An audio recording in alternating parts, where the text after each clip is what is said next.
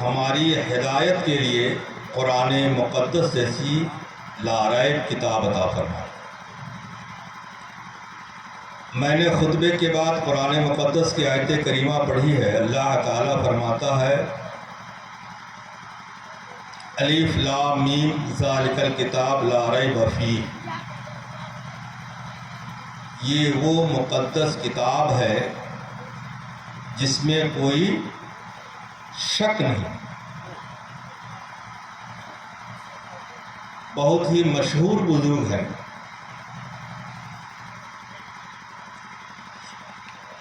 شاید کہ جنید بغدادی رحمۃ اللہ تعالیٰ علیہ، جنہوں نے ایک کتاب لکھی تھی 20 سال میں۔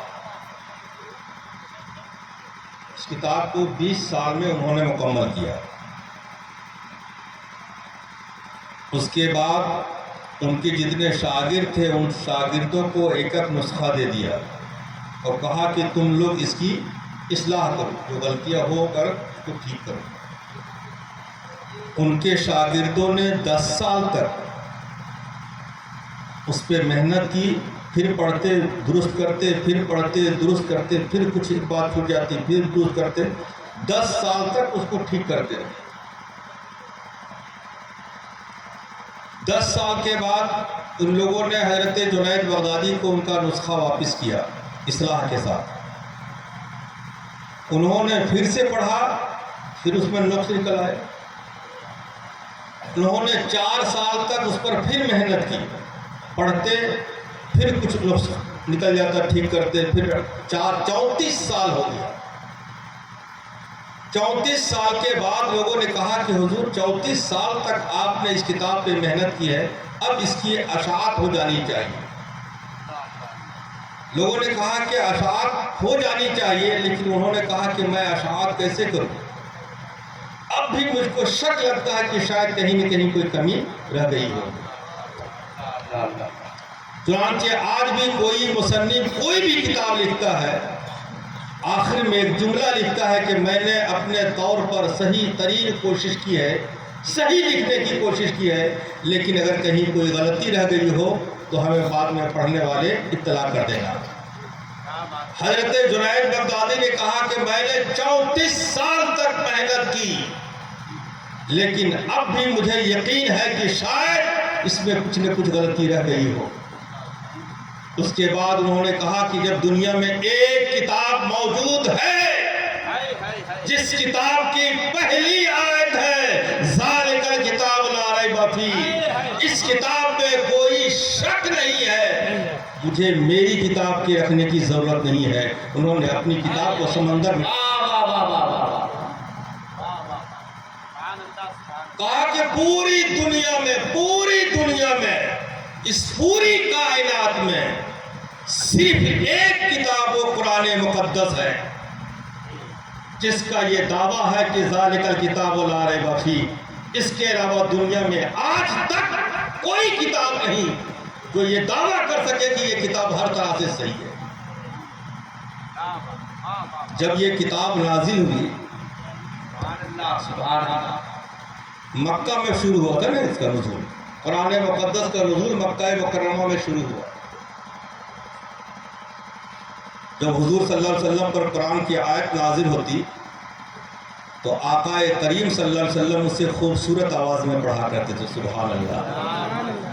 قرآن جیسی کتاب ہو اور پڑھنے والے آقا کریم صلی اللہ علیہ وسلم ہو تو اس کے حسن کا کوئی اندازہ ہو سکتا ہے؟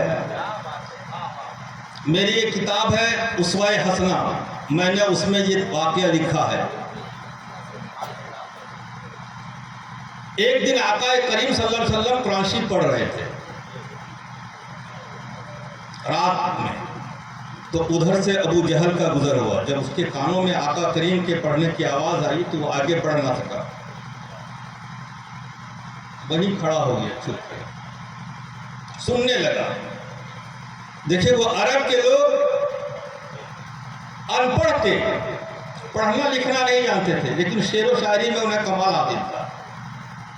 سب آدمی شعر و سخن کا سب کو ملکہ حاصل تھا، اور ایک ایک آدمی کو اتنے اشعار یاد تھے کہ آج اگر اس کی کتاب کتابیں لکھی جائیں تو موٹی موٹی کتابیں ہو جائیں.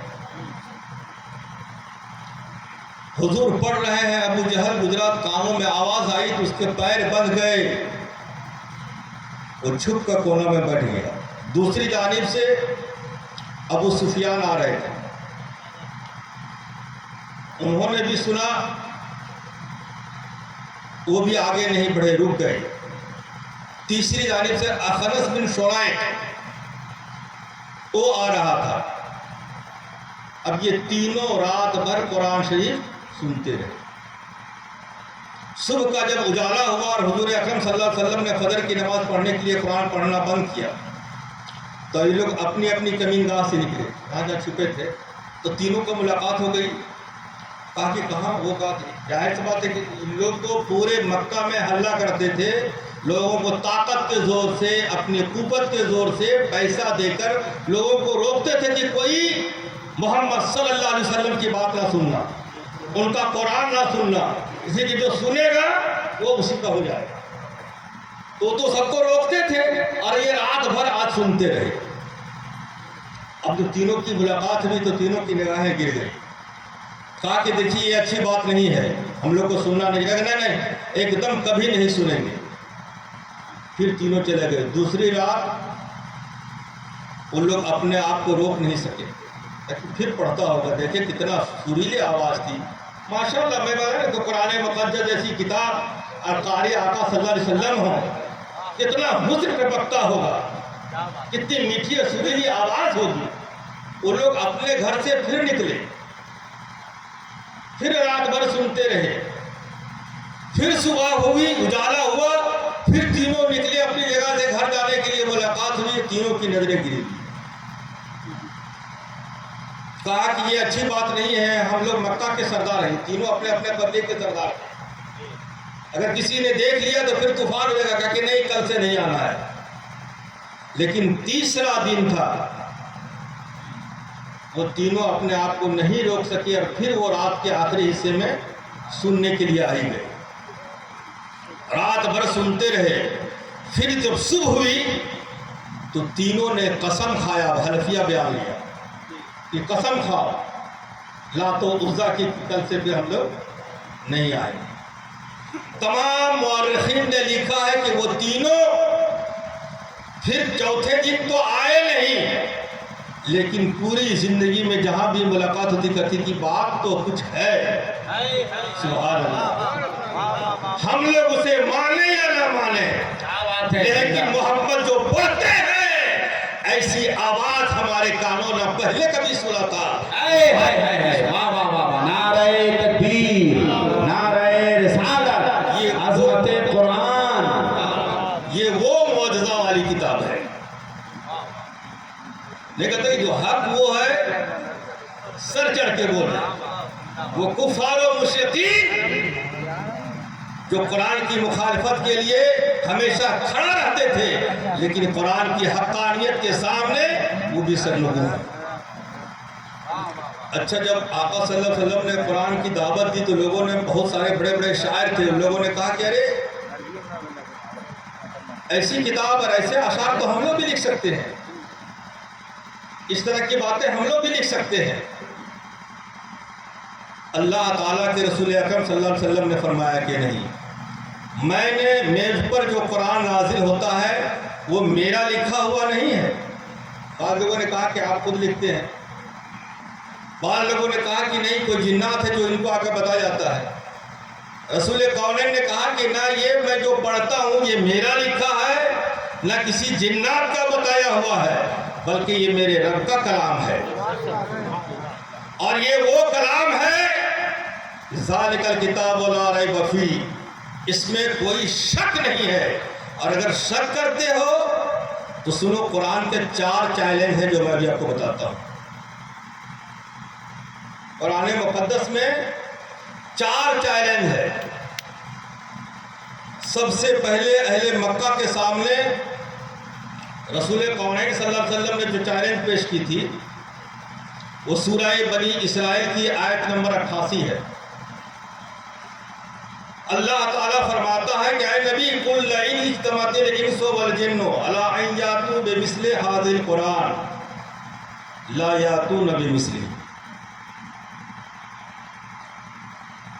اللہ تعالیٰ فرماتا ہے کہ اے نبی مکہ والوں کے سامنے اعلان کر دیجئے کہ پوری دنیا کے جتنے جنات ہیں اور پوری دنیا میں جتنے انسان ہیں سب جمع ہو جائے، ساری قوت جمع ہو جائے، سارا ذہن جمع ہو جائے، ساری فکر جمع ہو جائے، سب کوئی مل کر، سارے جنات اور سارے انسان جمع ہو کر اگر قرآن کی طرح کوئی دوسری کتاب لانا چاہے لا یاتون بمثلہ، کوئی قرآن کا مثل دنیا میں نہیں لا سکتا۔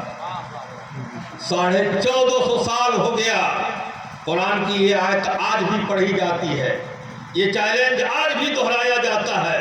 1450 سال تک دنیا کی ساری قوم، ساری قوت، سارے اذہان، ساری طاقت مل کر آج تک قرآن کا مثل کوئی نہیں بنا سکا۔ یہ پہلا چیلنج تھا، لیکن پورا قرآن تو ظاہر سی بات ہے بہت مشکل کام ہے۔ اب آپ دوسری آیت سنیے، اللہ تعالیٰ نے یہ آیت سورہ ہود کی ہے، آیت نمبر 13، قُلْ فَأْتُوا بِعَشْرِ سُوَرٍ مِّن مِّثْلِهِ۔ پورے قرآن کی طرح کوئی قرآن نہیں لا سکتے تو نہیں لا سکتے۔ اے نبی آپ ان کے ساتھ چیلنج کیجئے کہ 10 سورہ ہی لے آئے قرآن کی طرح۔ اچھا ایک بات آپ کو میں بتا دوں، اما پارہ 30ویں پارے میں جتنی جو صورتیں ہیں، چھوٹی چھوٹی صورتیں، یہ سب مکی ہیں۔ سورہ بقرہ سب سے بڑی صورت ہے، یہ مدنی ہے۔ یہ چیلنج اس زمانے میں ہوا تھا جس زمانے میں سب صورتیں چھوٹی چھوٹی نازل ہوتی تھی۔ اللہ تعالیٰ نے رسول اکرم صلی اللہ علیہ وسلم کو حکم دیا کہ اے نبی آپ مکہ والوں کے سامنے اعلان کیجئے۔ پہلا اعلان کیا تھا کہ پورے دنیا کے سارے جنات، سارے انسان جمع ہو کر قرآن کا مثل ایک لے آئے۔ کہے کہ پورا قرآن نہیں لا سکتے تو کم از کم 10 سورہ ہود کی آیت ہے، آیت نمبر 13، 10 سورہ لے آئے۔ لوگ 10 سورہ بھی نہ لا سکے۔ اس کے بعد تیسری آیت دیکھیے، یہ آیت ہے سورہ بقرہ کی آیت نمبر 23، فَآتُوا بِسُورَةٍ مِّن مِّثْلِهِ وَادْعُوا شُهَدَاءَكُم مِّن دُونِ اللَّهِ إِن كُنتُمْ صَادِقِينَ۔ پورا قرآن نہیں لا سکتے، 10 سورتیں نہیں لا سکتے۔ اب یہ تیسری آیت میں کیا ہے؟ ایک سورہ ہی لے آؤ، ایک سورہ ہی بنا کر لے آؤ۔ اگر تجھے اس بات پہ شک ہے کہ یہ قرآن اللہ کا کلام نہیں ہے، یہ قرآن اللہ کی کتاب نہیں ہے، اس پہ اگر شک ہے تو صرف پورا قرآن نہیں لا سکتے، 10 سورتیں نہیں لا سکتے، کم از کم ایک سورہ ہی بنا کے لے آؤ۔ اچھا قرآن مقدس کا ایک سورہ کتنا بڑا ہے؟ سب سے چھوٹا سورہ کوثر ہے، 1.5 لائن کا ہے، تاکہ کم از کم 1.5 لائن ہی بنا کے لے آؤ۔ یہ آج 1400 سال سے پڑھی جا رہی ہے، لیکن پوری دنیا کی طاقت مل کر ایک سورہ بھی نہیں بنا سکے۔ اب اور دیکھیے اللہ تعالیٰ نے اور کم کر دیا، چیلنج کو اور سخت کر دیا ہے۔ یہ چوتھی آیت میں آپ کے سامنے پڑھ رہا ہوں، یہ سورہ طور کی آیت نمبر 34 ہے، فَلْيَأْتُوا بِحَدِيثٍ مِّن مِّثْلِهِ إِن كَانُوا صَادِقِينَ۔ اے نبی اکرم آپ مکہ والوں کے سامنے اعلان کیجئے کہ اگر وہ اپنی بات میں سچے ہیں کہ یہ اللہ کا کلام نہیں ہے، اگر اس بات میں وہ سچے ہیں تو پورا قرآن نہیں لا سکتے، 10 سورتیں نہیں لا سکتے، ایک سورہ نہیں بنا سکتے، ایک آیت ہی بنا کر دکھا دیں۔ سبحان اللہ، سبحان اللہ۔ یہ قرآن کا چوتھا چیلنج ہے، ایک آیت ہی بنا کر دکھا دیں۔ وحدہ لا شریک کی قسم 1450 سال تک یہ آیت پڑھی جا رہی ہے، یہ چیلنج دہرایا جا رہا ہے، آج تک دنیا نے قرآن مقدس کی ایک آیت بنا کر نہیں پیش کر سکی۔ یہ قرآن مقدس کا اعجاز ہے۔ اچھا یہ بھی اعجاز ہی ہے نا کہ اتنے چھوٹے عمر کے بچے، اس سے بھی چھوٹے چھوٹے عمر کے بچے، اس سال تو مدینۃ الرسول میں ایک بچہ 10 سال کا تھا جو حافظ قرآن ہو گیا، سبحان اللہ، اور صرف 14 مہینے میں، مطلب 20 مہینہ وہ مدرسہ میں رہا، الف با شروع کیا 6 مہینہ میں، اس کو ناظرہ کمپلیٹ کرنا پڑا 20 مہینہ میں، بچہ کتنا 14 مہینہ ہی، 14 مہینے میں وہ بچہ حافظ قرآن ہو گیا۔ اچھا وہ حافظ قرآن ہو گیا کہ یہ بچے کا اعجاز ہے یا قرآن کا اعجاز ہے؟ جس طرح سے یہ دنیا میں، پوری دنیا میں قرآن ایک ایسی کتاب ہے جس میں کوئی شک نہیں، ایسے ہی پوری دنیا میں قرآن ہی ایک ایسی کتاب ہے جو الف سے لے کر، الف لام میم کے الف سے لے کر ناس کے سین تک مکمل طور پر جس طرح سے ایک حافظ قرآن ایک کتاب مقدس کو یاد کر لیتا ہے، قرآن کے علاوہ دنیا میں کوئی کتاب نہیں جسے اس طرح سے یاد کیا جاتا ہے۔ بے شک سبحان اللہ، یہ بھی قرآن کا اعجاز ہے۔ اور قرآن کا اعجاز تو اثر یہ ہے کہ رسول کونین صلی اللہ تعالی وسلم سے ایک مرتبہ لوگوں نے پوچھا کہ یا رسول اللہ، آپ کی امت میں سب سے بہتر لوگ کون ہیں؟ سب سے اچھے لوگ کون ہیں؟ اچھا آپ سے جب پوچھا جائے گا کہ کون ہے سب سے اچھے لوگ، تو آپ کیا کہو گے؟ آدمی کے اپنے پاس 2-4 آپشن ہوگا نا کہ سب سے اچھے لوگ وہ ہیں جو سب سے زیادہ مالدار ہیں، یا سب سے اچھے لوگ وہ ہیں جو بہت خوبصورت ہیں، سب سے اچھے لوگ وہ ہیں جو بہت ہی متقی، پرہیزگار، نمازی، روزے دار ہیں، سب سے اچھے لوگ وہ ہو سکتے ہیں جو بہت زیادہ علم والے ہیں۔ بہت سارا آپشن ہے۔ اللہ کے رسول سے پوچھا لوگوں نے کہ سب سے اچھے لوگ کون ہیں؟ تو اللہ کے رسول نے جواب دیا، خیرکم من تعلم القرآن وعلمہ۔ سبحان اللہ۔ اللہ کے رسول نے جواب دیا کہ سنو، تم میں سے سب سے بہتر لوگ وہ لوگ ہیں جو قرآن پڑھتے ہیں اور قرآن پڑھاتے ہیں۔ سبحان اللہ، سبحان اللہ، تعلم القرآن وعلمہ، جو لوگ قرآن پڑھتے ہیں اور قرآن پڑھاتے ہیں، یہ سب سے اچھے لوگ ہیں۔ ہماری امت کے سب سے اچھے لوگ کون ہیں؟ جو قرآن پڑھتے ہیں اور قرآن پڑھاتے ہیں۔ یہ اہل اسٹیج ماشاء اللہ اس میں سے سب وہی ہیں، قرآن پڑھنے والے ہیں اور قرآن، لیکن آپ بھی بہت اچھے ہیں، کیوں نہیں ہے؟ نہیں، جو لوگ قرآن پڑھتے ہیں اور پڑھاتے ہیں سب سے اچھے لوگ ہیں۔ تو جہاں قرآن پڑھا جاتا ہے اور قرآن پڑھایا جاتا ہے وہ جگہ بھی تو سب سے اچھی ہوگی نا؟ نہیں ہے؟ ارے بھائی اب کہاں جو قرآن جو پڑھتے ہیں اور پڑھاتے ہیں سب سے اچھے لوگ ہیں پوری دنیا میں، سارے مسلمانوں میں سب سے اچھے مسلمان ہیں جو قرآن پڑھتے ہیں اور قرآن پڑھاتے ہیں، تو وہ جگہ بھی سب سے اچھی ہوگی نا جہاں قرآن پڑھا جاتا ہے اور قرآن پڑھایا جاتا ہے۔ تو وہ جگہ مدارس ہیں، مکاتب ہیں، مسجدیں ہیں، تو وہ لوگ بھی تو سب سے اچھے ہیں جو اپنے بچوں کو قرآن پڑھاتے ہیں۔ سبحان اللہ۔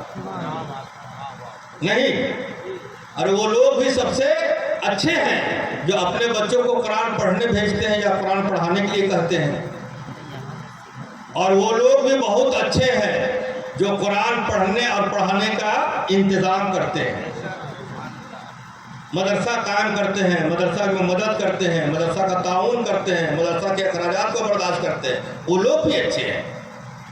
یہ تینوں لوگ اچھے ہو گئے، قرآن پڑھنے اور پڑھانے والے، اپنے بچے کو قرآن پڑھنے کے لیے بھیجنے والے، قرآن پڑھنے کا انتظام کرنے والے، اور جہاں قرآن پڑھا جاتا ہے وہ جگہ بھی بہت اچھی ہے، وہ مدارس ہے، بہت ہی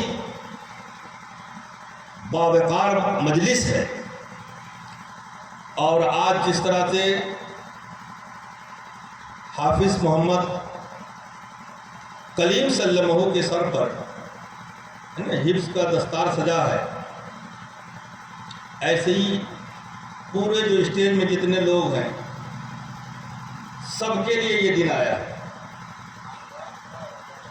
ابھی ہمارے سامنے قاری ساجد رضا مدنی، جو میرا نواسہ بھی ہے اور مدنی بھی ہے، لیکن مدنی نہیں لکھتا ہے، شکایت ہے،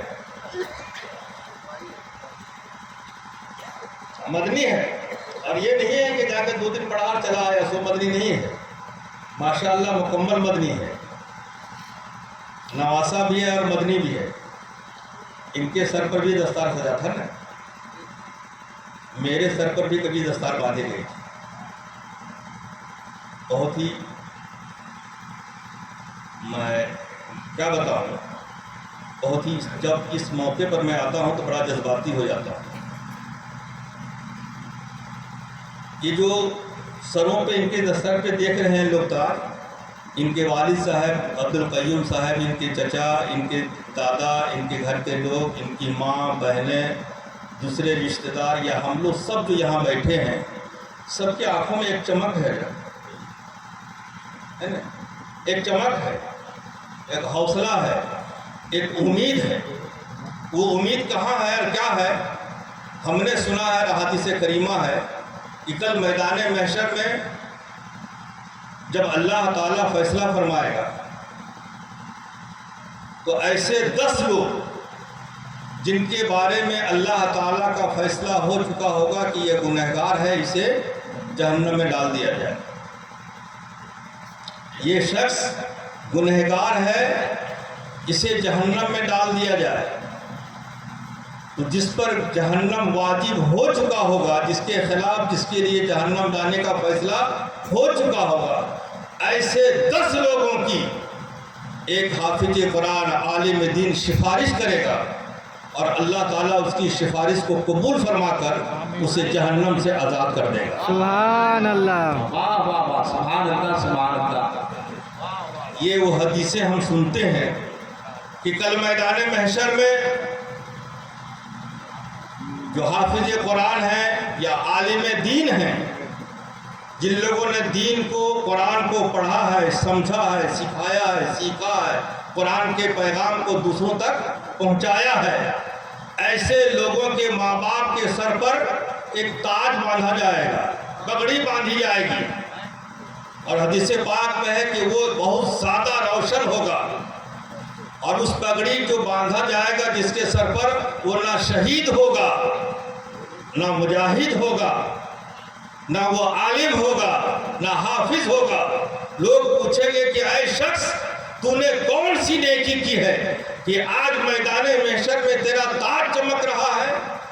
وہ کہے گا تو میں نے تو کچھ نیکی نہیں کی تھی، بس میں نے یہ کیا تھا کہ میں نے اپنے ایک بیٹے کو حافظ قرآن بنایا تھا، سبحان اللہ، میں نے اپنے بھتیجے کو حافظ قرآن بنایا تھا، میں نے اپنے پوتے کو حافظ قرآن بنایا تھا، عالم دین بنایا تھا۔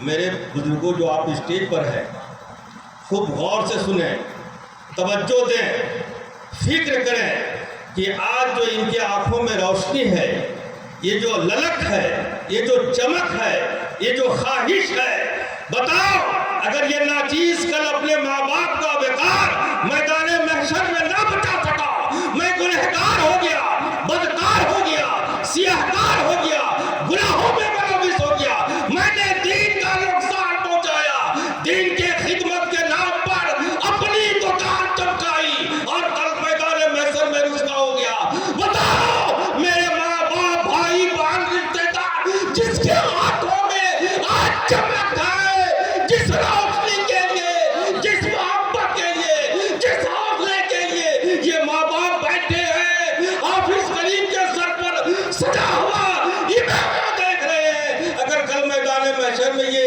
ان سب کو بچا لیے تو یقیناً یہ کامیاب ہے۔ خدا نہ خواستہ، صد بار خدا نہ خواستہ، میں نے ہزاروں لوگوں کو دیکھا ہے وہ حافظ قرآن ہے، عالم دین تھے، بہترین حافظ تھے، بہترین قاری تھے، بہترین عالم تھے، لیکن دنیا نے ان کے ساتھ وفا نہیں کیا تو انہوں نے بھی دین کے ساتھ وفا نہیں کر سکتے، بگڑ گئے، راستہ بدل دیا، نظام بدل دیا، اخلاق بدل دیا، کردار بدل دیا، شکل و صورت بدل دی، لباس بدل دیا۔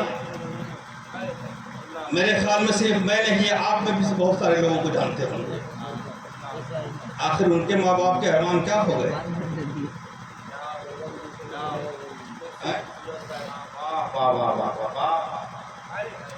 آخر ان کے ماں باپ کے آنسو کہاں چلے گئے؟ یہ جو خوشی کے آنسو ان کے آنکھوں سے بھی ٹپکے ہوں گے نا۔ میں بتا رہا ہوں نا، بڑا جذباتی ہو جاتا ہوں اس وقت جب یہ موقع دیکھتا ہوں کہ میرے والد، میری ماں، میری بہنیں، میرے بھائی، میرے گھر کے لوگ، وہ سب کے آنکھوں میں ایک روشنی تھی جب میں دستار لے کے آیا تھا فیض العلوم سے۔ اگر میں آج ان کی لاج نہ بچا سکا تو میں سمجھتا ہوں کہ کیا ہوگا، میں دنیا کا سب سے زیادہ نقصان میں رہنے والا آدمی رہوں گا۔ اس لیے علماء کرام جو اہل اسٹیج پہ بیٹھے ہیں اور یہ جو حفاظ کرام، ان کے ساتھ بڑا ظلم ہوتا ہے۔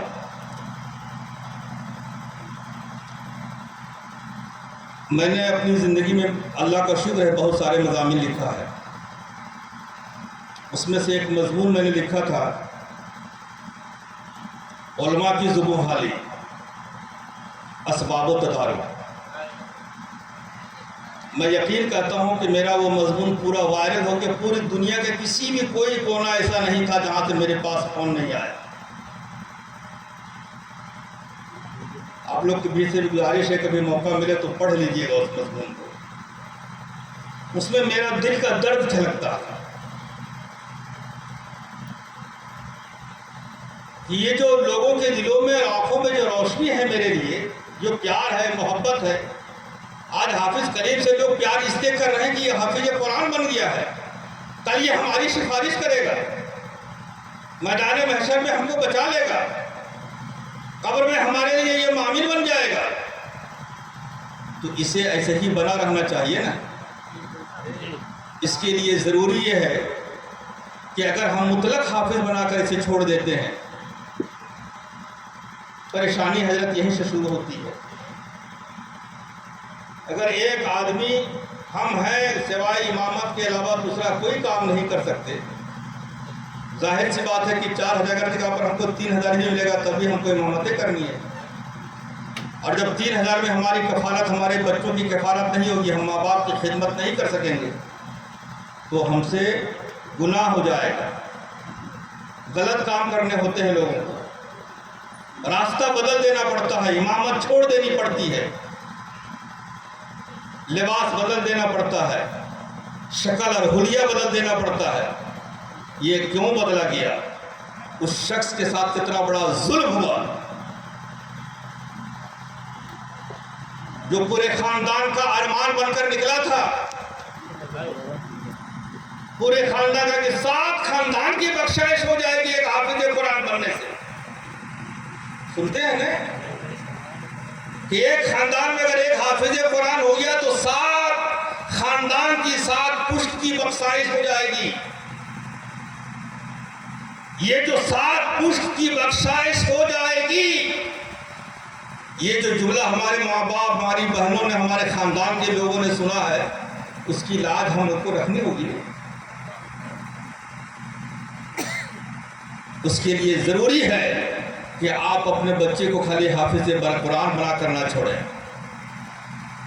بلکہ اس کے ساتھ حفظ قرآن کے ساتھ ساتھ ایسا مضبوط علم اس کو دیں، ایسا ہنر اس کو دیں کہ یہ اپنی دنیا بھی بچا سکے اور آخرت بھی بچا سکے۔ سبحان اللہ، سبحان اللہ۔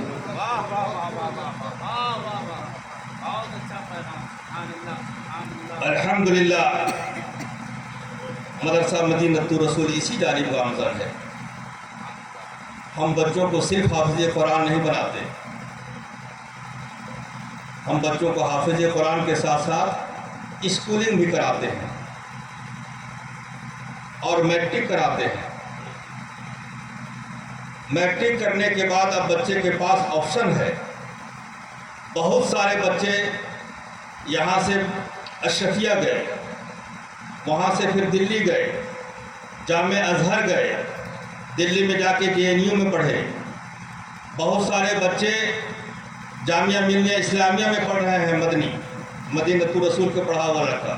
علی گڑھ مسلم یونیورسٹی میں پڑھ رہا ہے، مہوا ٹاڑکر کے حافظ پرویز ہے، ہائی اسکول کا ٹیچر ہے، حافظ انتخاب ہے، جو کلکٹر ڈی سی آفس میں کلرک ہے، بہترین حافظ ہے، وضع قطع کے ساتھ ہے، ہائی اسکول کا ٹیچر ہے، 62,000 روپے تنخواہ ہے اس کی، ڈی سی کا آفس میں کلرک ہے۔ وہ لڑکا کبھی نہیں بھاگے گا، اس لیے کہ اس کی دنیا بھی اچھی ہو گئی، انشاءاللہ آخرت بھی اچھی رہے گی۔ سبحان اللہ سبحان اللہ۔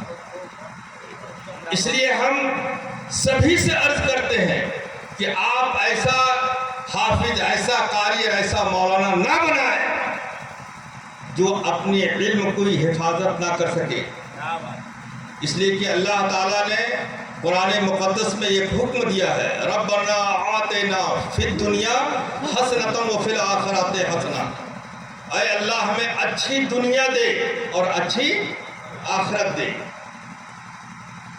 اگر آدمی ایسا سوچ لے کہ ہماری دنیا برباد ہو جائے آخرت اچھا رہے تو نہیں ہو سکے گا۔ یہ دنیا اس قدر بربادی کی جگہ ہے، جب جس کی دنیا برباد ہوتی ہے نا اس کا عقیدہ بھی برباد ہو جاتا ہے، فکر و نظر بھی برباد ہو جاتا ہے۔ مفلسی، غریبی، محتاجی، پریشانی یہ ایسا عمل ہے جس سے بہتوں کا دین بگڑ گیا ہے۔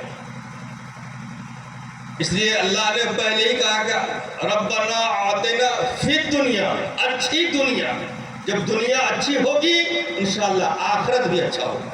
سبحان اللہ۔ اس لیے ہم اپنے بچوں کو حافظ قرآن بنائیں، عالم دین بنائیں، ایسا مضبوط و مستحکم بنائیں تاکہ یہ اپنے آپ کی آنکھوں میں جو یہ نور ہے، ایک چمک ہے، ایک خواہش ہے، یہ للک ہے، آپ کا بچہ کل میدان محشر میں آپ کا لاج رکھ لے گا۔ سبحان اللہ۔ اور یہ لاج تبھی رکھ سکے گا جب دنیا میں اپنی لاج کو بچا لے گا۔ اللہ تعالی ہمیں اور آپ کو اور دنیا کے سارے مسلمانوں کو قرآن پڑھنے اور پڑھانے کی توفیق رفیق عطا فرمائے۔ آمین۔ دنیا کی سب سے بہترین کتاب قرآن مقدس ہے، لا ریب کتاب قرآن مقدس ہے۔ اس کے بعد کیا ہے آخری آیت؟ اس آیت کا آخری جملہ کیا ہے؟ ہدی للمتقین ہے۔ یہ قرآن جس میں کوئی شک نہیں ہے، اور یہ قرآن ہدایت ہے متقیوں کے لیے۔